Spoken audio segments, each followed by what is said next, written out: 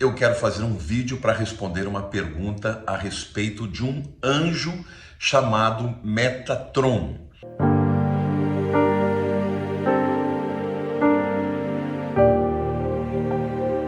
Que na tradição judaica e no cristianismo místico é um anjo muito poderoso, segundo alguns o mais poderoso, ou até mesmo um serafim.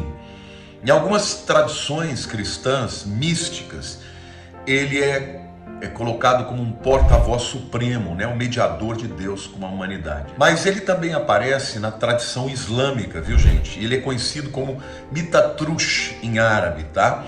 E ele é mencionado também no Talmud babilônico. Talmud, a palavra Talmud, né? Talmid significa aluno. Talmud é o livro de ensinamentos, né? O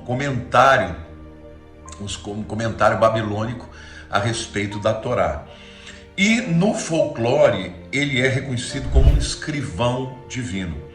É uma figura judaica mística muito importante e ele aparece em alguns, vamos dizer assim, textos pós-bíblicos, né? E sempre ocultistas, e lhe atribuem inclusive a invenção do tarô, né? Aquele jogo de cartas e tal. E alguns afirmam que o significado do nome significa o guardião ou o vigia, ou ainda aquele que protege. Bom, a verdade é que um judeu do século I, Elisha ben Abuya, como está relatado no Talmud, ele recebeu a permissão divina de entrar no paraíso. E quando ele chegou lá, ele viu o Metatron sentado, né? Até mesmo essa é uma ação que, segundo ele, somente Deus pode estar sentado nos céus. Então, ele começou a acreditar, né? O Elisha acreditou que ele era o próprio Deus, ou um Deus, né? E diante disso, o anjo, o Metatron, ele recebeu 60 golpes de bastão de fogo. Para quê? Para ficasse claro de que não era Deus mesmo, né? Agora, existem outras aparições de Metatron na literatura judaica clássica, tá? Principalmente no livro de Enoque. Aqui eu quero fazer um parênteses. Muita gente pensa e confunde o livro de Enoque com o personagem Enoque lá do livro de Gênesis. Eles não são as mesmas pessoas. O livro de Enoque, na verdade, é uma composição de livros, foi escrito perto dos séculos 2 e 1 antes de Cristo, e o Enoque mesmo, estamos falando aí de 5.000 anos atrás, tá? Então, ele aparece no livro de Enoque, que são, na verdade, uma compilação de livros que foram escritos ali perto já da vinda de Jesus, uns 200 anos antes, e ele desempenha nesse livro de Enoque, né, um papel de príncipe do mundo, o anjo mais poderoso, né, de todos. A verdade é que não existe um consenso no que diz respeito à etimologia, né, do seu nome, mas alguns estudiosos afirmam que a origem do termo Metatron, Rekalot Merkabah, teria origem nas palavras mágicas hebraicas Adiriron e Dapdapiron. Outros sugerem que significa o guardião vigia, ou ainda o que protege, né? E sugerem também que este nome foi retirado dos persas da palavra Mitras. Bom, em referência ao Talmud, o Metatron, ele é identificado com a alma do Messias, tá? Não que ele é o Messias, mas a alma do Messias, ou até como o anjo de Javé, que também é uma outra interpretação absolutamente errada, porque nós sabemos que o anjo de Javé é uma chamada cristofania, o próprio Cristo antes de se manifestar em carne, né? Bom, algumas pessoas citam Metatron e alguns cristãos nazarenos, né, atribuíram ao Metatron o título de Messias, acreditando que o Metatron seria a alma do Messias e uma manifestação do Eterno. Agora, a gente sabe, gente, que isso tudo está dentro desse métier, né, desse círculo dos místicos, né? Alguns chegam a acreditar que Noé, vocês se lembram de Noé não, que Enoque, agora estamos nos referindo ao Enoque da Bíblia, né? Que andou com Deus, né? Viveu 300 anos, andou com Deus e Deus o retirou, o levou. Ele foi arrebatado. Isso, de fato, está na Bíblia, né? Mas o que acontece é que alguns cabalistas acreditam que Enoque teria sido trasladado, teria sido arrebatado para com Deus, para viver muito próximo de Deus, e a partir daí ele teria se transformado em Metatron. Portanto, alguns afirmam que, lá o texto de Gênesis, capítulo 5, 22 a 24, o Metatron nada mais é do que o Enoque que foi transformado, né, de um homem que passou a andar com Deus, tá? Bom, então alguns cabalistas acreditam que o trecho de Gênesis 5 sugere que Deus transformou Enoque em Metatron. E já que o texto não explica por que Deus fez isso, né? Samael A1 Veor imagina que o Metatron também foi ele quem forneceu à humanidade as 22 letras do alfabeto hebraico e também originou o chamado tarô, né? Afirmando que esse anjo vive nos mundos superiores, na região de Atzilut.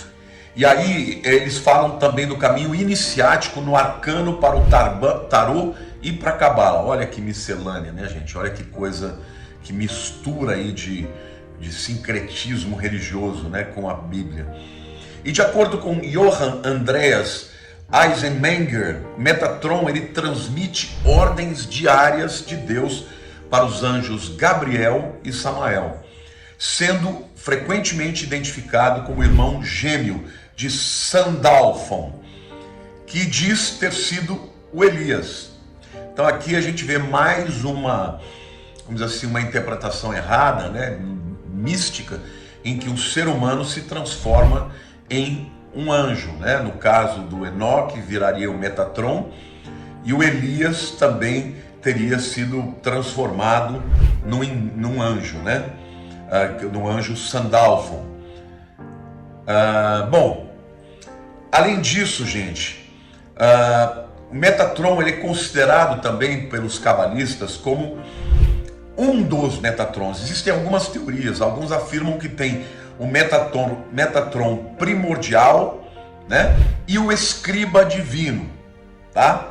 E aí então ele seria na verdade uma emanação da causa das causas, uma 10ª e última emanação identificando com a presença divina da Terra. Ou seja, alguns afirmam que só tem um Metatron, mas outros afirmam que seriam emanações, né, vamos dizer assim, do espírito da divindade de Deus e até do Messias, né?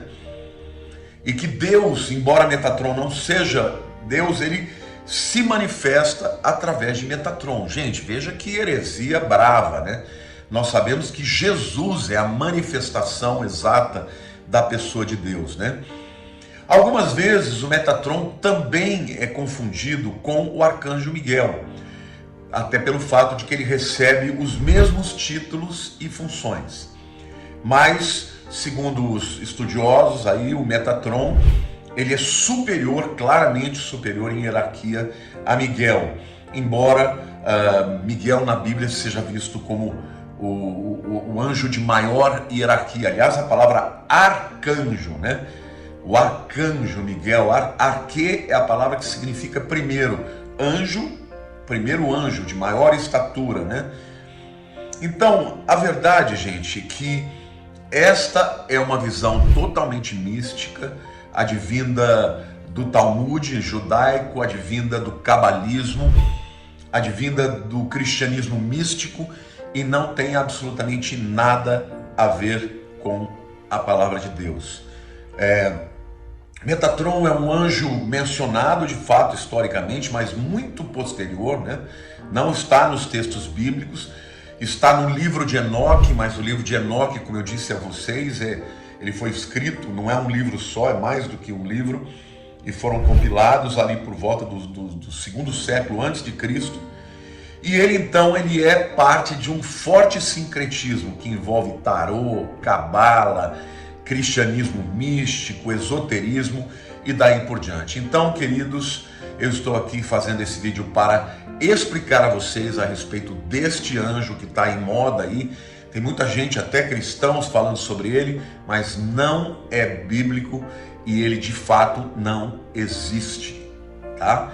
Porque o anjo mais poderoso na Bíblia é visto como o arcanjo Miguel.